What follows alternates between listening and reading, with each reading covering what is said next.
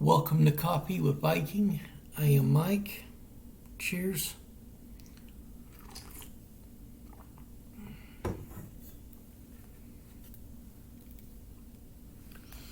The first Passover.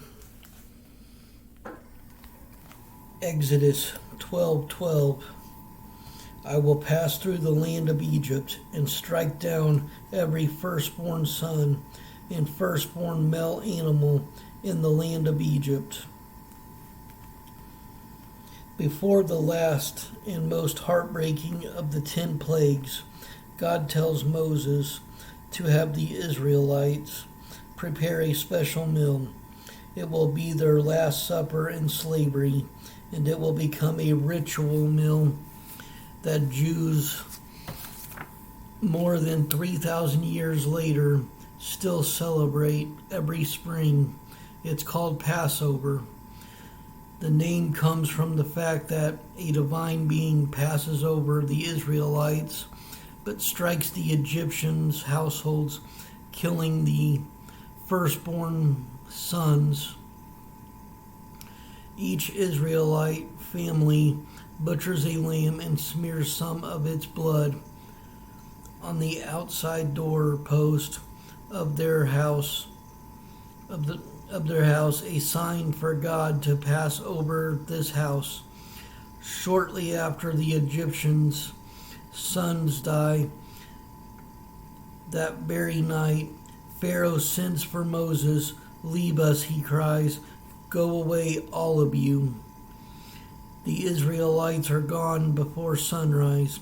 God tells Moses to make sure the Israelites commemorate this day each spring by eating a Passover meal. It's a meal full of symbolism. On the menu for many Jews today celebrating Passover,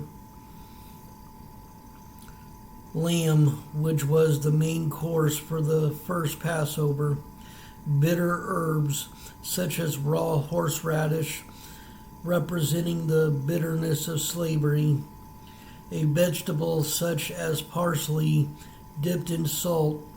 The vegetable represents the lowly beginnings of the Jews in slavery. The salt represents tears of slavery. A dip made of mixed nuts, apples, cinnamon, and wine. The mixture represents mortar used to construct brick buildings, and bread made without yeast, or as it is called, unleavened.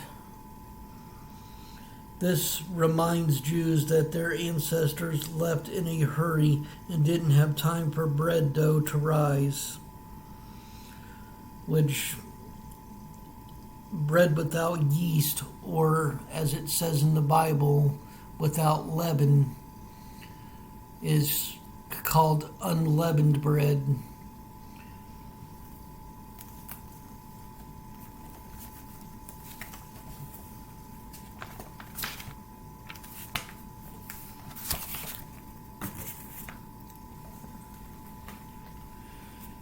And still, to this day, the Jewish community still celebrates the Passover. And some churches actually, well, not celebrate, but they observe it through the Bible, through studies. So it is still very well looked at and celebrated to this day by the Jewish community and the Christian community alike.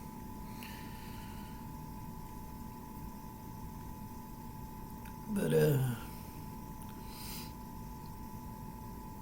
the first Passover was where the Jews finally got freed from slavery after years of being put under. So it shows God's power throughout, in that when he gives his word, when he promises that he will free people, especially his chosen, which is the Jewish community, the Jewish people, that he will keep his word.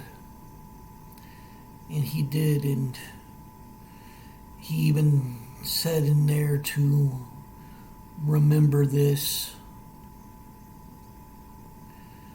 So, a little over 2,000, 3,000 years ago was the first Passover, and it is still observed today because of the importance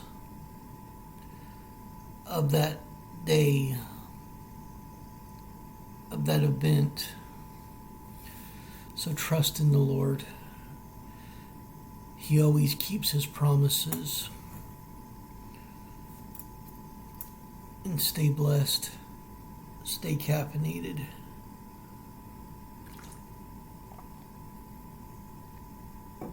Much love.